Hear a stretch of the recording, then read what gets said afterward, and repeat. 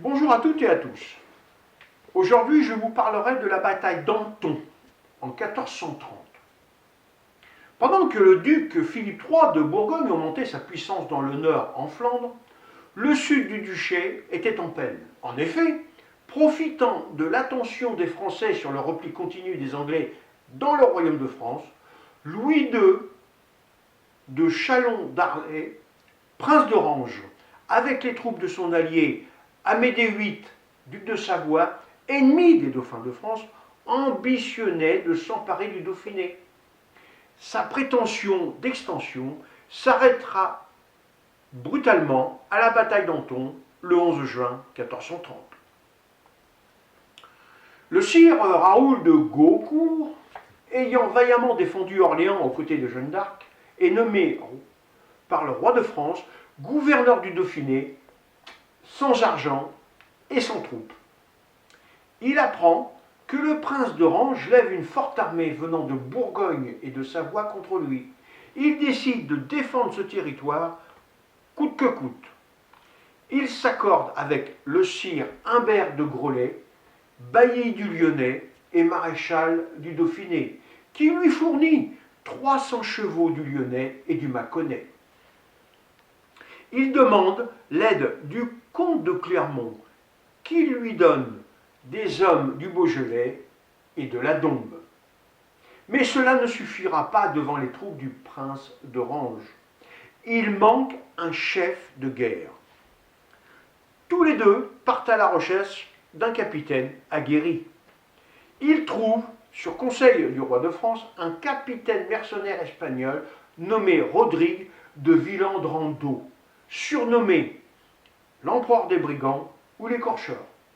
Il est comte de Valladolid en Espagne et seigneur d'Ussel d'Allier en France. Il désole la région du Puy-de-Dôme, du Velay et du Vivarais avec ses mercenaires. En accord avec le roi de France, le 26 mars 1430, il rejoint la coalition contre le prince d'Orange avec ses 300 hommes et son fidèle lieutenant Jean de Salazar. Au Conseil du Dauphiné, on vote un budget de 50 000 florins pour frais de guerre. Le 9 juin, avant l'arrivée du prince d'Orange, Villandrando et son lieutenant s'emparent des forteresses orangistes de Auberive, de Colombier et de Puisignan. Le prince, surpris de tant d'audace, décide de venir en aide aux assiégés de la forteresse. Mais il ne sait pas qu'elle s'est rendue.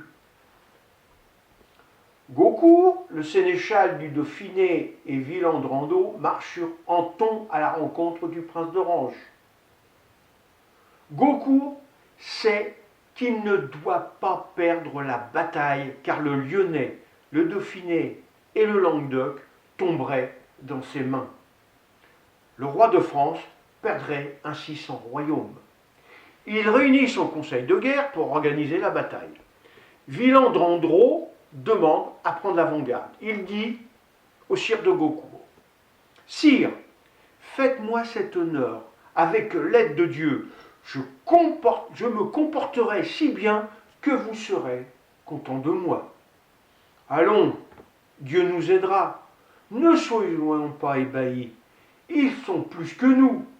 Si vous vous battez hardiment, vous ferez grand butin et vous serez riche à vie. Le prince d'Orange néglige cette petite armée en comparaison à la sienne. En effet, le duc de Savoie lui fournit 300 lances et 2000 fantassins encadrés par la noblesse genevoise et du pays de Bresse. Il est entouré de capitaines bourguignons des plus renommés, comme Toulongeon, maréchal de Bourgogne, Jean de Montagu, Thibaut de Rougemont et bien d'autres. François de Neuchâtel, comte de Fribourg, lui apporte ses Suisses. Le prince d'Orange arrive près d'Anton, non loin du confluent de l'Ain et du Rhône, dans la nuit du 10 juin 1430. Au petit matin, il est surpris quand il apprend que Villan d'Andro, le redoutable capitaine mercenaire espagnol, est à la tête de cette petite armée. Et il commence à déchanter car la victoire facile n'est plus de mise. Les éclaireurs de Gaucourt lui apprennent que l'ennemi arrive d'Anton à leur rencontre, en traversant le bois des Franchises. Villan d'Andron prend sa compagnie, quitte le corps de bataille, le contourne et se poste à l'orée. Puis, il donne l'assaut pour feinter l'ennemi. Aussitôt, l'avant-garde du prince est assaillie. Surpris par cette attaque, les Bourguignons reculent et sont refoulés dans la plaine. Le corps de bataille de Gaucourt fond alors sur eux. L'engagement est rude, c'est un massacre. Suisses, Bourguignons et Savoyards fuient dans tous les sens. 500 hommes, dont des nobles, sont faits prisonniers.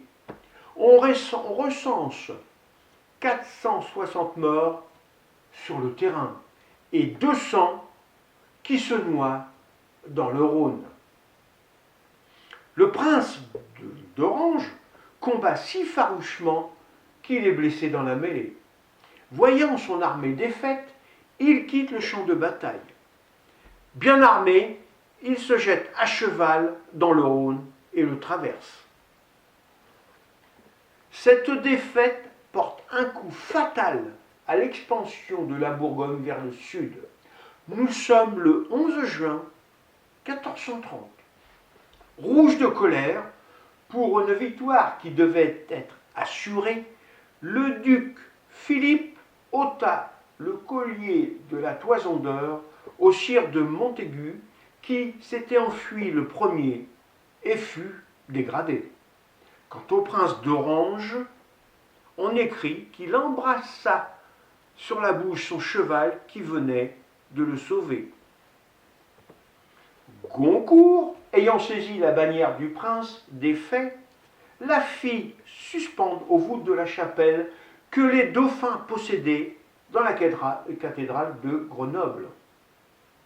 Il fut nommé premier chambellan du roi de France, Groslay conseiller et chambellan, et Villan d'Andro reçut la forteresse de Pusignan.